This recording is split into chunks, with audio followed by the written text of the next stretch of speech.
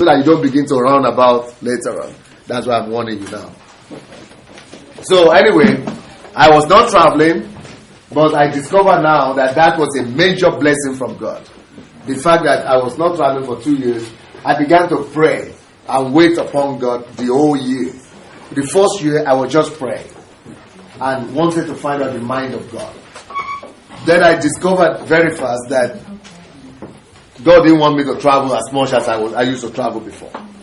That was good news, because I was killing myself traveling everywhere. Too many invitations. I had 3 invitations 3 years ahead. And I couldn't, I was refusing a lot of them. But I couldn't refuse all of them. But since I was now restrained from traveling, it was easy to tell people, I can't travel. And everybody began to understand. So it was a big lesson for me that without you, life goes on.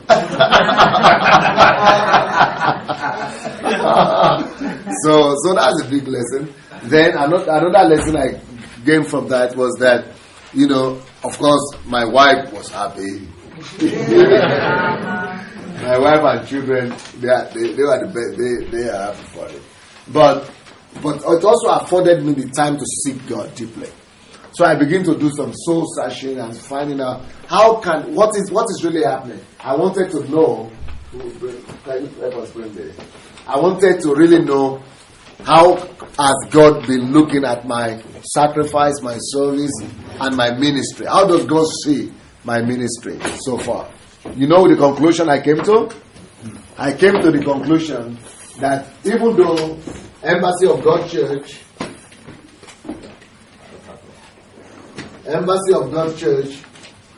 is the biggest church in Europe, and actually it's rated as one of the top 10 churches in the world. So even though this is one of the fastest growing churches in the world as well, even though this is one of the, all those things sound nice, and I have seen it before I began to travel. I've traveled in less than, maybe in about 5 years, I traveled to about 48 countries. And I've seen it all. And I discovered that, I was surprised. And it humiliates me to admit this, that it not just humbles me, it's humiliation. In the sense that the state of the body of Christ is so bad. The state of the church is so bad that our church here, which I wouldn't think was a big deal, I discovered that I didn't see anything close to it, even by kilometers, in all the places I've traveled to. Great churches are there, but very few kingdom churches. Now, this is with all humility. Don't think it's bragging or something. This is just real fact that I came to. You cannot keep quiet about it. And it's painful. Because how are we planning to win the war? If that is true, then what is really happening with the body of Christ? That's a tragedy. If you could not point out to at least 1,000 of churches like this. I couldn't even find one, talk less of 100, talk less of 10. So that's a big tragedy, and it's very sad. So that's what I discovered traveling all over the world. So what I'm saying is, as good as I thought our church was, and not just me thought, as good as we are compared to other churches. But you see, in the day of judgment, it's not in comparison with other churches God is going to judge you. It's in comparison with His expectations. Yeah, that's when the pain comes. You know what I discovered? I'd only achieved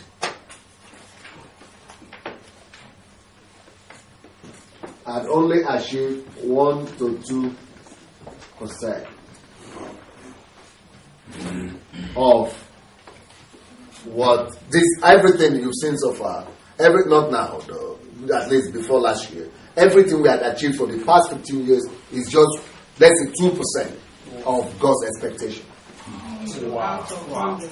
Huh? 2 out of 100. Yes, 2 out of 100. 2 out of 100. Out of 100. 1 to 2%. 2 is generous. Maybe 1%. And God opened my eyes to see. You see, one of the greatest favors God could do for you is to open your eyes to see your real estate.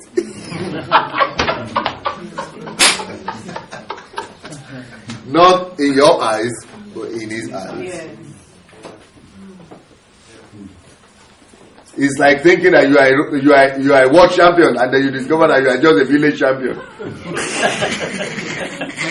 You become a local champion. Everything you are bragging yourself of is just nonsense. So that was a very painful discovery, and I soon discovered that is true, because today I will be bold to tell you that the truth is that the format of churches that we have all over the world, which is normally pulpit ministry, or preaching, teaching, or whatever you call it, from the pulpit, right? That will only deliver one maximum 2% result. And pastors know what I'm talking about, in the sense that we come to the pulpit sometimes and you have received this revelation from God, and you know God gave you that revelation, and you're thinking, and I'm sure some of you have heard this, ministers will come to the pulpit and say, this message, it will change your life. This revelation, if you just listen, you have to be in church tomorrow. You have to be in church today. This message will change your life. This service, this message, this revelation, and you yourself have prayed, fasted, and you are loaded. And you think, after this message, that church will have it. And you went and delivered. And people say, wow, what a great message. Wow, pastor, we've never seen you like that. Oh, no. Pastor, no. You are good. No, that was one of the best messages I've ever had. That was a revelation. It was deep. Well, by the next Sunday, they are expecting another one. They are telling you, come on, about to perform. They released another revelation. Let's go now. Oh, that was good. Good message, pastor. And what the pastor was expecting was that you were going to change, that the church was going to change. You know what happens to the church? What the church does? The church looks forward for the next Sunday. So for another greater revelation. For another yet, but they remain the same. They are just the same people looking at you. And the best that message has done is that it has gotten them more excited. Ooh, wow, I'm going to invite my friends. I must come back next Sunday. That is the best you've got. But people have not changed. They have not become more Christ-like. They have not become revolutionaries. They have not gone out to change the world. They are sitting down there looking at your eyes. That is why that kind of ministry that we have been practicing in the body of Christ, if you are so good as a preacher, and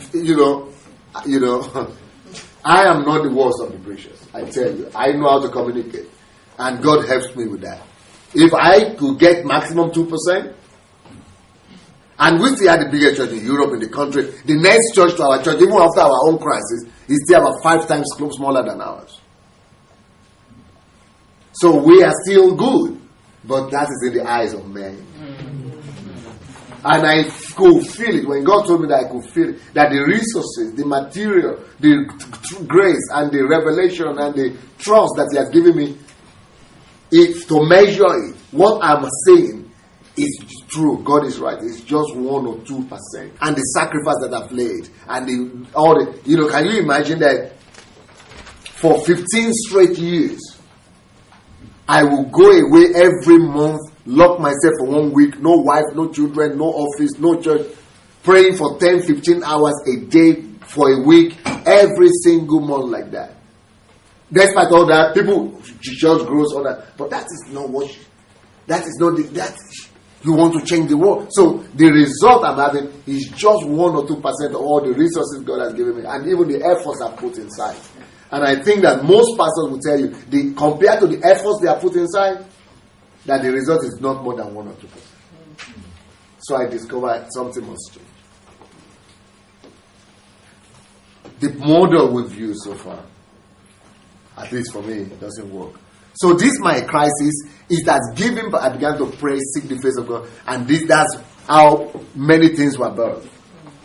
And this, one of the things that was given birth to, is this training we are in right now. You know, I'm not just doing this for you guys. I'm doing this 2-3 times every month for my people. This program you're having right now.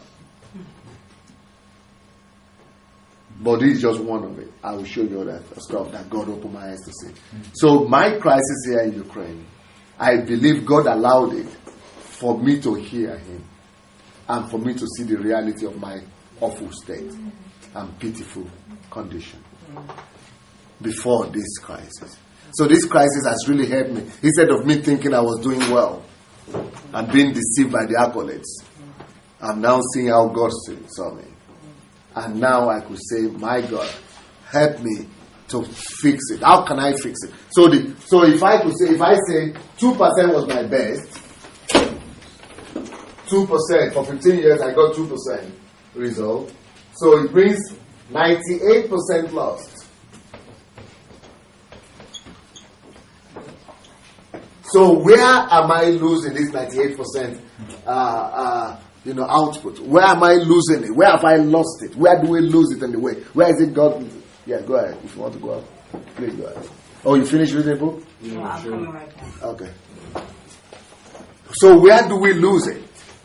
What I discovered through my meditations and prayers and seeking God is this. Number one. And one of the other things one of the reasons why this low result is this. And some of you will agree. And some of you will find this shocking. But I couldn't believe it. If somebody has told me this about my church, I would have said it's not true. But I actually went and conducted a poll in the church. And I discovered that it was true. It's shocking, but listen. I discovered that only 5% of the people who come to church come for God. No, that is, you people took it slightly, but for me, that was a big, I thought, no, not in my church. That was a major shock. So you did a survey? I did a survey, yes. I did a survey asking people, I did a poll, conducted a poll, survey, asking people, why do you come to church? What do you really want to receive in church? What do you want to get in church? Why do you keep on coming back to church? Most people say, oh, because we have a great leader, or a great pastor, a great church. Most people say, oh, because I know this church is where my needs are going to be met. Oh, this church is where, God is going to touch me. Oh, this church is where I'm going to fulfill my vision. Oh, this church is where God is going to show me my destiny. It's all egocentric, all those things I'm saying. A great pastor is just like I'm an actor. If you are coming to church because you are here, I'm in trouble. Oh, he's a man of revelation. Oh, anointed man of God. I say, my God, tragedy, don't eat.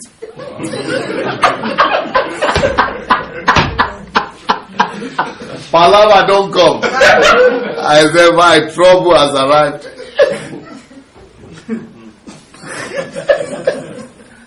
Those were days of sorrow for me. I'm breaking.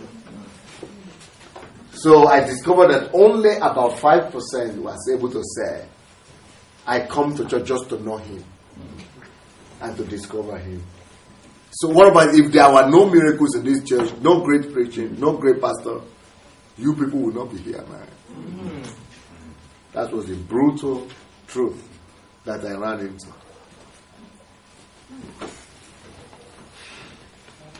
Not too many people will still go to your church if God were not doing anything, just to go because they love Him.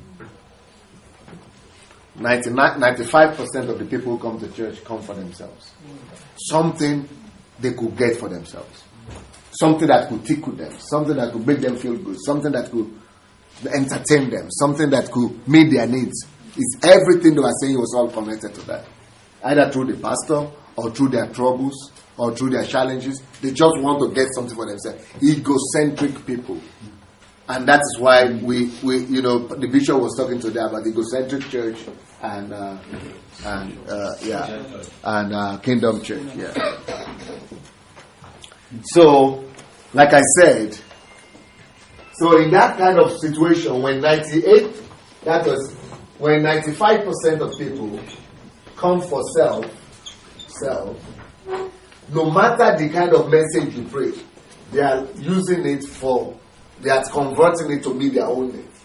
They are looking at it through the prism of what they need, what they could get from it. So they are analyzing your words and taking the one they need to decide. The one they don't need, they just pretend and say, "Yeah, Pastor, you are doing great." So I began to think, pray, and what are the things that I discovered? Because I was the reason why I was shocked personally was that I am not like that. I got saved watching TV. But it was a painful discovery for me to discover that the truth is that most people are not like Pastor Sunday. But in my ignorance, I had thought any born again Christian who is genuinely saved will just be like Pastor Sunday. Hungry, passionate, ready to go all the distance, pay the price. There are people like that, but not too many. In my situation, nobody needs to encourage me to do anything. Nobody needs to tell me to do anything. Nobody needs to tell me to study the Bible, wake up in the morning or seek God or fast or pray. Everything I've ever done, I discovered them myself and I did them. I never had a teacher or a mentor or a ruler or, saved 6 months by watching TV. Attended churches for a few times. Left the country, came to Russia. Everything has been by my initiative. And I've been living alone as a person since 15 years old. Without father, no mother, nobody, just myself. So that has been my kind of attitude. But I didn't know that these things have contributed to who I am. I just thought I got saved and it was salvation that did it. And that everybody that gets saved, they are radical like that. But I think maybe it's also connected with, are Africans not like that? Maybe it's because it's Europe. Are Africans not everybody radical when they get saved? They are not like that. Not nowadays anymore. Because I was thinking maybe it's Europeans that are different or what, or African. So I just don't. Anyway, to cut a long story short, I just discovered not everybody is like me for some reason. Maybe I'm sure there are people like that. But so what I discovered is that for this percentage to get higher. So I said we lost 98%. 50% of this percentage, of this 98% that is lost, depends on the individual Christian. I don't know if you get it. 2% they get from the pulpit, but to retain out of what you've given, they lose. Members lose 98%. Only 1 to 2% they retain. So, what does it depend on? Where did we lose this 98%? How can we regain it? It depends. 50% of this 98% depends on the efforts of the individual. So, remaining how many percent? How many percent are we left with? 48. All right. Now, out of that 48. 40% of the results and effectiveness of the members, 40% out of this depends on factors of pain.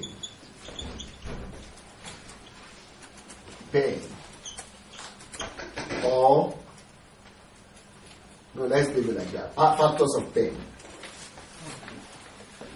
The thing that causes people to want to learn, to want to keep what they've learned, to want to retain, to want to pay the price, is the most effective of it all is pain. when people don't fall into situations of pain, they don't put effort in.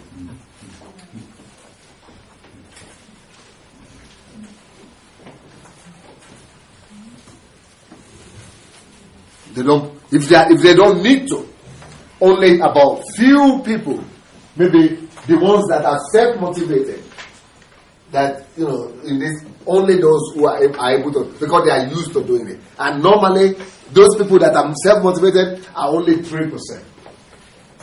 Out of these 50 something, only 3% are self-motivated and go for it in life. Others are just crowd and they just want to do the least and minimum and just to get by. Just to get by. And it's so unfortunate. So we must help them. So now we have how much left? 8% left. And the 8% that is left is it comes from outside help. Outside help.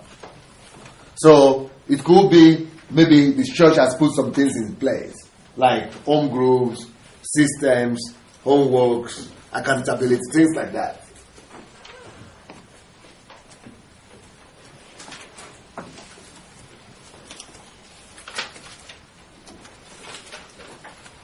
So how did I decide to tackle this problem? How did I decide to tackle this problem?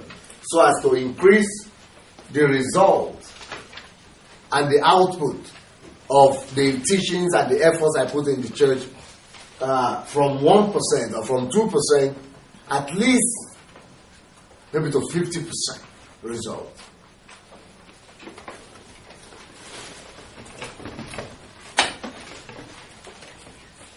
You guys are so tired, eh?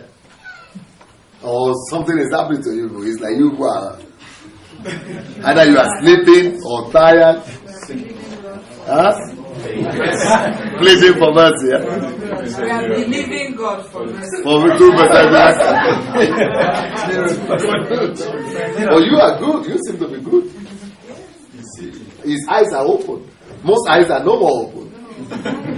Is it right? You are standing for some time. Okay, so how did I decide to resolve this problem in our church? I decided to use bearing in mind what we decided to do is this. I decided that you are feeling bad, right? Are you sick? You have a health issue? You have health problem, health issues? A leg problem with your leg or your back? Yes? It's the miracle. Any health issue? No? Yeah, I have a leg problem.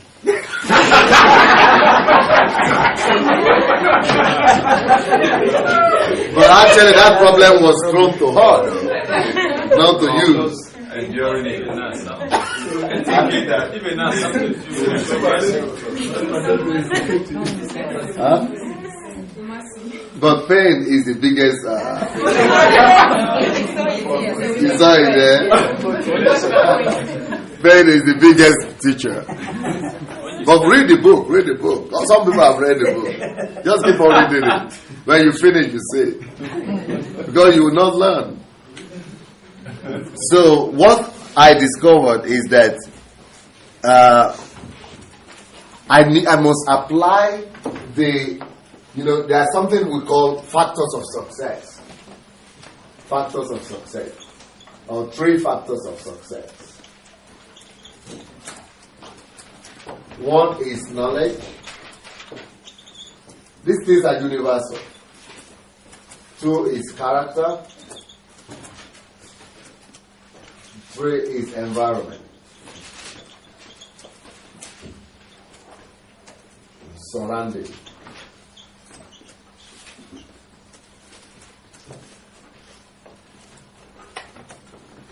So, to put it in perspective, what this is talking about is that this is not my statistic. This is universal. This is scientific conclusion. So, hello, don't talk now. You get yellow card for that, a red card for that. So, scientific conclusion says 10%, only 10% of knowledge is responsible for success. Only 10% of knowledge. So, no matter how much knowledge we have, that's just 10%.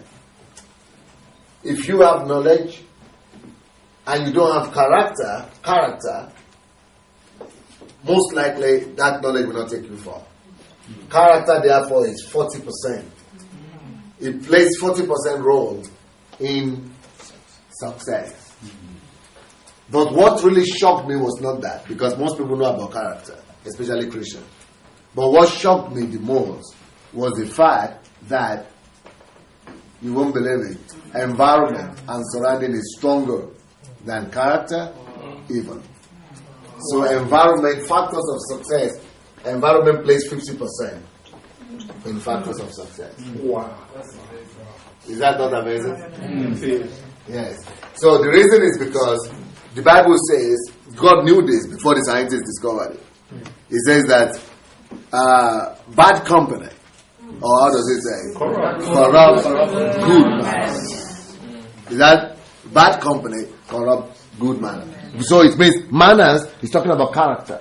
So it means you could have good manners, you could be well trained, but if you hang out with the wrong guys, it will affect you, and you will not survive it. Only few people are able to survive it. So the same thing with where you live. If you live in some environment, okay, for example, if you live in Africa, you think in a certain way. Yeah. Even though you are smart, or you are not foolish, or you know a lot. But if you live in Europe, you think in a certain way. Or in America, or somewhere, you think differently. Even though you are Nigerian by birth, Nigerian blood in you. The environment is very powerful. Environment plays. So, for example, you could be very smart. You could be the smartest engineer that finished your university. But if you don't find yourself in an academic environment, or in an environment where they practice, engineering, you will discover that even though you are smart, like in Africa, many people finish engineering school and they are just roaming about the streets. But if you find yourself in an academic environment, or in an engineering situation, you will be the best. Even if you didn't finish the best, even if you didn't know much, the environment itself creates you. Are you following me? Yeah. So you might have character, good character, but and good knowledge. But if the environment doesn't encourage you, I mean, people who come from Africa know what I'm saying. When I was in Africa, I was below average. National, maybe not. I won a scholarship, right? So. Just to say, I was not the best. I don't think I was the best because I was just a regular guy from some village there. But there's guys who are better there, I suppose. But still, I was nobody in Africa anyway. I didn't have the best I could have in Africa was slippers like that. I didn't have shoes. I was nobody in Africa. But when I got an environment that gave me the opportunity, I was able to. The environment is important. If I had remained in Nigeria, I would have even gone to university because I got admission to a top university in Nigeria. Guess what? I couldn't go. Environment. So I stayed 1 year at home, working for 100 naira, trying to sew bags. But despite all my work, environment. That environment could have killed me. Environment is important. So that's 50%. For example, you say you are called to become a businessman, right?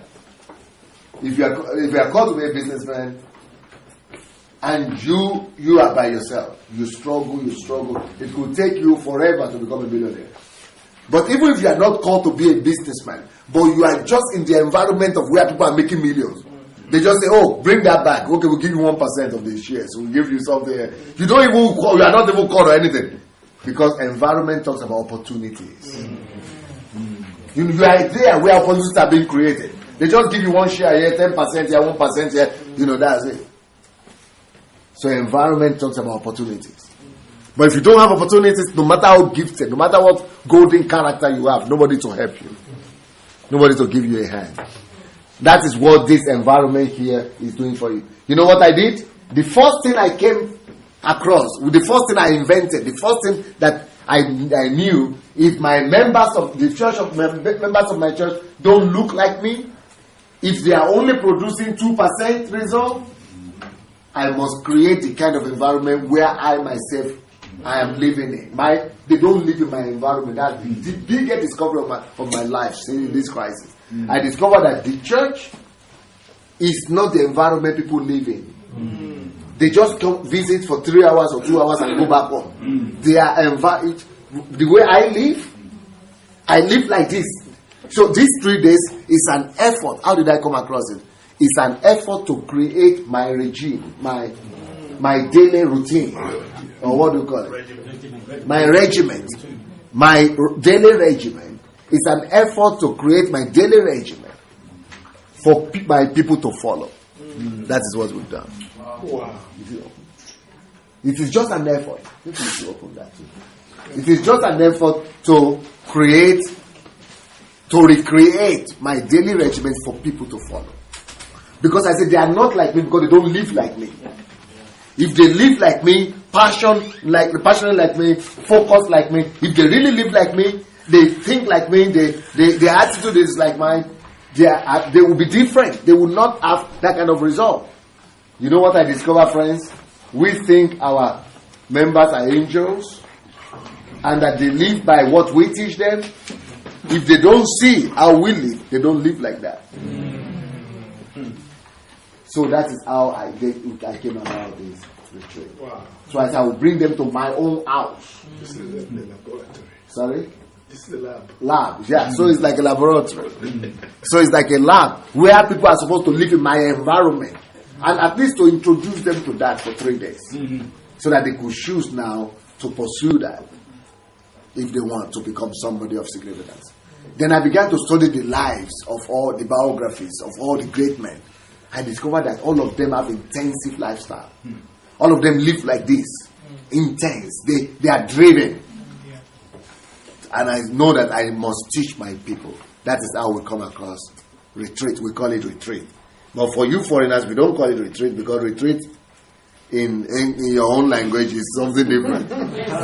So we call it history makers training for you.